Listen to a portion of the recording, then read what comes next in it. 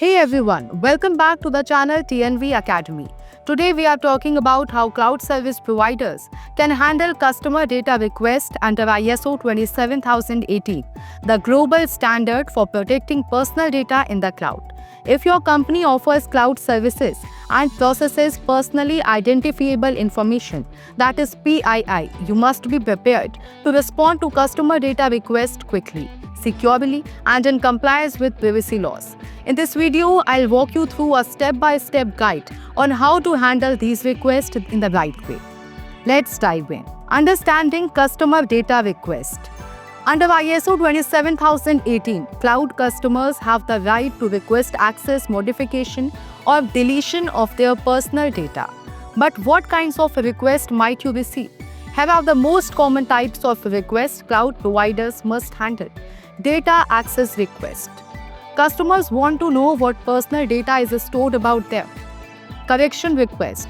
If the data is inaccurate or outdated, they can request corrections. Data deletion, right to erasure. Customers may ask for their PII to be deleted when it's no longer needed. Processing restrictions. Some users may want to limit how their data is used. Data portability. Customers may request a copy of their data in a structured, machine-readable format to transfer to another provider. Verifying customer identity. Before processing any request, you need to verify the identity of the requester to prevent fraud or unauthorized access. Here's how to do it securely. Require users to verify their identity using login credentials, multi-factor authentication, that is MFA, or government-issued ID. If the request is from a third party, like a legal representative, ask for authorization proof.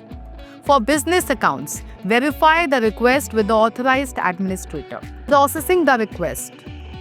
Once you have verified the identity of the requester, it's time to process the request.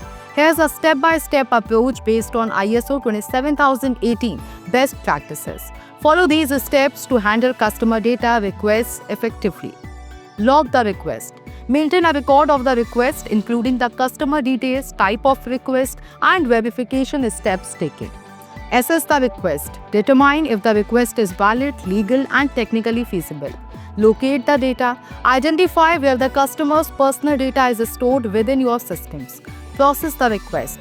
Depending on the request, either provide access, correct, delete, or restrict the data. Notify the customer. Confirm the action taken and provide any required information. Update internal records, maintain documentation of the request and action taken for compliance purposes. Time frame for response. So how long do you have to respond? ISO 27018 recommends handling requests promptly and in compliance with local regulations. Common time frames include GDPR, EU law requires responses within 30 days. CCPA, California law, requires a response within 45 days. ISO 27018 best practice recommends timely processing, usually within 30 days, unless legally specified. If a request requires extra time, inform the customer and provide an estimated completion date. Denying a request when necessary. Not all data requests can be approved. ISO 27018 allows cloud providers to deny requests in certain situations. You may reject a request if the request is fraudulent or unverifiable. The data is required for legal, contractual, or security reasons.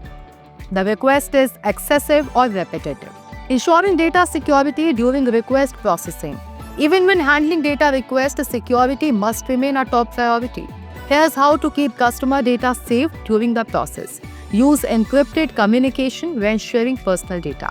Do not send sensitive data via email. Use secure portals or encrypted file transfers. Limit internal access to only employees authorized to process the request. Ensure deleted data is permanently erased from all systems. Backups and logs where required. By following these steps, cloud service providers can comply with ISO 27018, protect customer privacy, and maintain trust. If you found this video helpful, hit the like button, subscribe for more cybersecurity content, and drop your questions in the comments below. Thanks for watching, and I'll see you in the next one.